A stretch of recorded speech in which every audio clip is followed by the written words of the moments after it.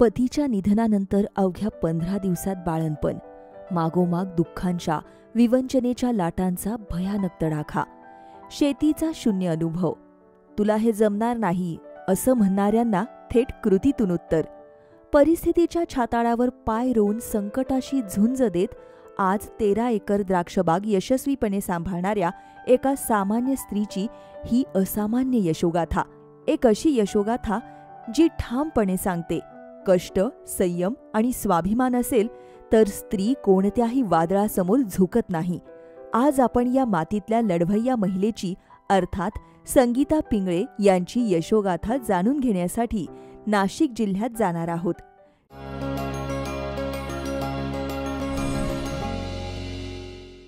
शेतकरी कुटुंबातील पार्श्वभूमी असलेल्या संगीता यांनी रसायनशास्त्र विषयात पदवी घेतलीय. शिक्षणानंतर त्यांना स्पर्धा परीक्षा देऊन सरकारी अधिकारी व्हायचं होतं, परंतु नियतीला काही वेगळंच मान्य होतं. संगीता यांचे वडील कैलासवासी हरिश्चंद्र कहांडळ यांनी नाशिकमधील मातोरी येथील प्रगतशील शेतकरी अनिल पिंगळे यांच्याशी त्यांचा विवाह लावून दिला आणि इथूनच त्यांच्या आयुष्याला वेगळं वळण मिळत गेलं. BSc करून MPSCच्या वगैरे एक्झाम देऊन अधिकारी व्हावं हे माझं स्वप्न होतं, पण काही कारणास्तव माझं लग्न मातोरी येथील अनिल पिंगळे यांच्याशी झालं नाही. त्यांच्याशी लग्न झाल्यानंतर मी माझ्या संसारात रमू लागले, पण त्यानंतर 2001 मध्ये माझं लग्न झाल्यानंतर 1 वर्षातच माझ्या वडिलांचं अटॅकने त्यांचं निधन झालं. 2004 मध्ये एक अपंग मुलगा माझ्या पोटी जन्माला आला. उठत नव्हता, बसत नव्हता, खातपीत नव्हता. डायरेक्ट 5 वर्ष तो डायरेक्ट अंथरुणाला खेळून होता. म्हणजे फक्त दुधावर तो 5 वर्ष राहिला, पण 5 वर्षानंतर त्याचं पण निधन झालं. आणि ह्याच पिरियडमध्ये 2007 साली म्हणजे मला जेव्हा 3ऱ्या मुलाच्या वेळेला दिवस होते, मला 9वा महिना लागला होता, त्याच्या दुसऱ्याच दिवशी माझ्या मिस्टरांचं अपघाती निधन झालं. म्हणजे हे एकामागे एक इतके धक्के मला बसत गेले ना की मी ह्या गोष्टीने पूर्णपणे खचून गेले होते. पण 18व्या दिवशीच मी एका मुलाला जन्म दिला आणि मी फक्त त्या माझ्या मुलीकडे आणि मुलाकडे बघून माझे दिवस काढत होते. असेच 8-10 वर्ष आम्ही, माझे दीर, माझे सासू सासरे, अशी आमची जॉईंट फॅमिली होती. 8-10 वर्ष काढल्यानंतर, एकत्र काढल्यानंतर सासऱ्यांचं पण अटॅकने निधन झालं. म्हणजे माझ्या सासऱ्यांचं निधन झालं. त्यात एवढं क्षेत्र, त्यात ही शेती सांभाळायची, मुलं सांभाळायची, सासूबाई, घर सगळं सांभाळायची, सगळी जबाबदारी माझ्या एकटीवर येऊन पडली. म्हणजे त्यावेळेला तर मी इतकी डिस्टर्ब होऊन गेली होती, इतकी खचून गेली होती की मला कसं जमेल आता. तोच मोठा प्रश्न होता की मी कसं करू राहिलं हे असं. पण मग थोडंसं म्हटलं नाही, आपण खचून चालणार नाही, कारण आपल्याला काही केलं, खचलं तरी आपल्यालाच करायचं आहे, नाही खचलं तरी आपल्यालाच करायचं आहे. मी स्वतःलाच धीर दिला की नाही, आपल्याला हे करायचं आणि हे करून दाखवायचं. कारण बरेच लोक म्हणायचे की शेती ही महिलांचं काम नाही आहे. सुरुवातीला शेतीतील अनेक गोष्टी संगीता यांच्यासाठी नवीन असल्याने त्यांच्या क्षमतेचा पुरेपूर कस लागत गेला. त्यामुळेच त्या शेतीत मुरत गेल्या.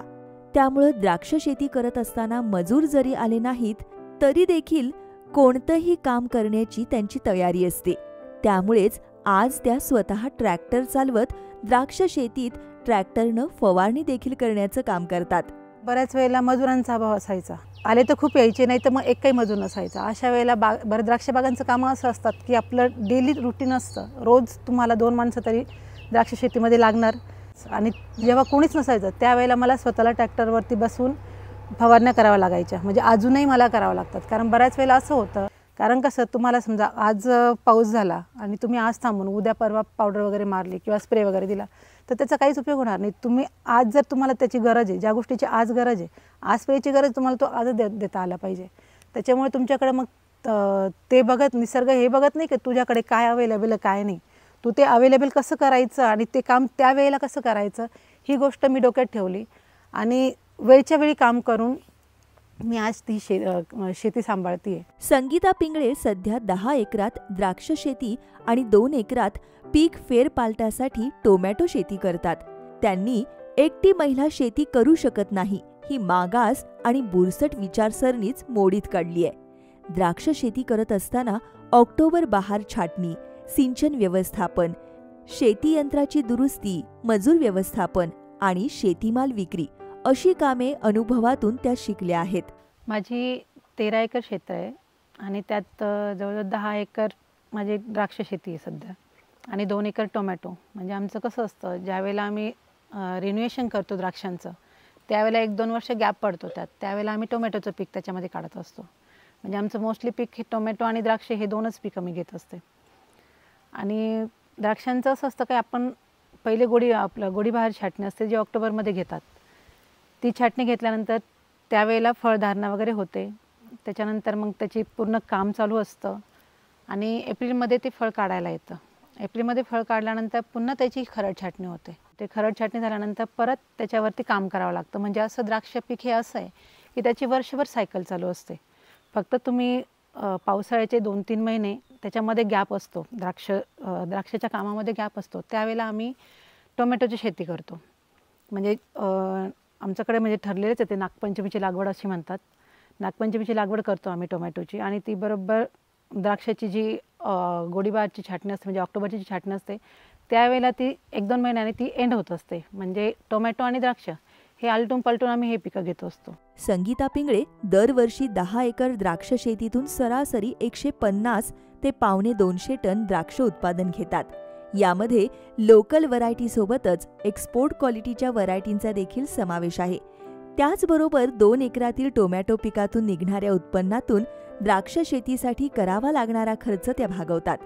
त्यामुळेच बाजारातील मागणीनुसार द्राक्षांच्या व्हरायटी बदलत आणि त्यात गुणवत्ता राखत संगीता पिंगळे यांनी द्राक्ष शेतीत स्वतःची वेगळी ओळख निर्माण केली आहे. माझी जी 13 एकर क्षेत्र आहे, म्हणजे द्राक्ष शेती आहे, त्यात पूर्वी सर्व म्हणजे एकच व्हरायटीचे प्लॉट्स होते, ज्या प्लॉटची आता डिमांड बरेच कमी झालेली आहे.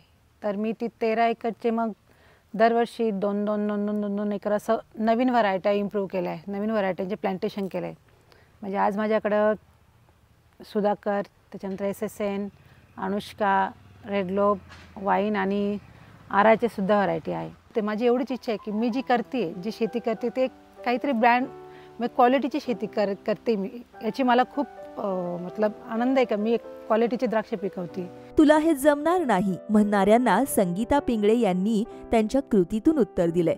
त्यामुळं समाजातील महिलांनी देखील कोण काय म्हणतंय यापेक्षा तुम्हाला काय करायचंय ते ठरवून ते काम नक्की करून पहा, असा मोलाचा संदेश त्या महिला वर्गाला देतात. कुठलंही काम करताना घाबरू नका आणि कुठलंही काम न करता ते हातातलं कधीच सोडू नका की आपल्याला हे जमतं की नाही हा विचार करून जर तुम्ही ते काम आधी सोडून देणार असेल तर मला वाटतं ते काम तुम्ही कधीच सक्सेस होऊ शकणार नाही. मला सगळे म्हणायचे तुला जमणार नाही, तू करू नको. मला खूप विरोध झाला.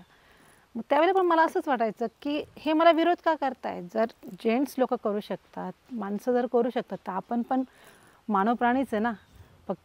पण म्हणून मग मला बाई माणूस असतं म्हणून काय झालं, पण मग आपण करू शकतो थोडंफार कमी प्रमाणात काय होईना. समजा आपण त्यांच्या इतकं चांगलं नाही करू शकणार, पण आपण प्रयत्न करायला काय हरकत आहे. म्हणून मग मी प्रयत्न करून बघितलं. मला फक्त एकच करायचं होतं की मला करून बघायचं होतं. मला ते जमतं की नाही तो विषय तर वेगळाच होता, पण मला आधी करून बघायचं होतं. करून बघितल्याशिवाय तर मला ती गोष्ट सोडायचीच नव्हती आणि त्याच्यामुळेच मी खरं शेतीत उतरले.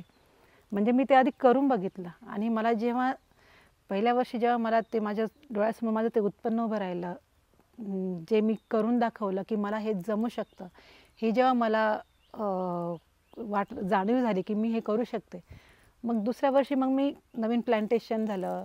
त्याच्यानंतर त्याच्यामध्ये परत नवीन नवीन गोष्टी चेंजेस करत गेले. माझ्या स्वतःच्या शेतीमध्ये मी बऱ्याच चेंजेस करत गेली, शिकत गेली आणि आज मी जेवढं 13 एकर जे क्षेत्र आहे ते दरवर्षी टप्प्याटप्प्याने डेव्हलप करत गेले. म्हणजे जुन्या व्हरायट्या काढून मी नवीन व्हरायट्यांकडे वाटचाल चालू केली आणि आज माझ्याकडे सगळ्या नवीन व्हरायट्या आहेत. एकूणच संगीता पिंगळे यांनी शेतीचा अनुभव नसताना संकटापुढे न झुकता जिद्द आणि चिकाटीच्या जोरावर द्राक्ष शेती यशस्वी करत आयुष्याला नव्यानं आकार दिलाय. म्हणूनच ही केवळ त्यांच्या यशाची नव्हे तर अडचणींवर मात करून नव्यानं उभं राहण्याची शिकवण देणारी प्रेरणादायी कहाणी आहे. त्यांच्या या जिद्दीला, कष्टाला आणि धैर्याला किसान वाणीचा सलाम.